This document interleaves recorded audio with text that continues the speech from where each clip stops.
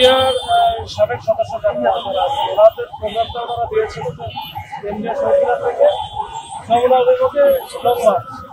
তো আমরা এখানে মরে না যাই, তো পরে এখানে তারা আমাদের কথা শুনছে, শোনার পরে তারা বলো যে এরকম জাতীয় করার সাথে তারা অবস্থান নেবে।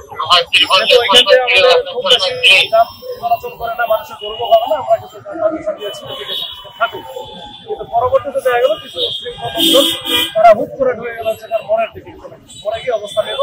প্রায় ঘন্টাখানিকের মতো তারা ওখানে ছিল। এই ঘন্টাখানিকের মতো থাকা অবস্থা এই গেটটা এত বড় চারিদিকে বিরাট যানজটের সৃষ্টি হয়েছে, মানুষের চরম পরে এই বিষয়টা আমরা ওনাদের নেতৃত্বের সাথে কথা বললাম, তাদেরকে বোঝাতে সক্ষম হয়েছে এবং তারা মোটামুটি মেনে এখান থেকে আবার ওই একই জায়গায় জাতীয় জাদুঘরের সামনে চলে আসছে। তো এই হচ্ছে অবস্থা। এখন পুরো মনটা ফ্রি।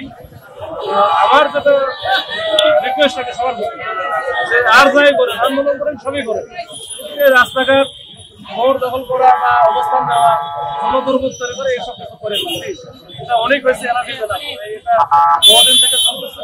এটা আপনারা করেন না, এটা আন্দোলনের বহু কথা আলোচনা করেন, আমরা সমাধান করার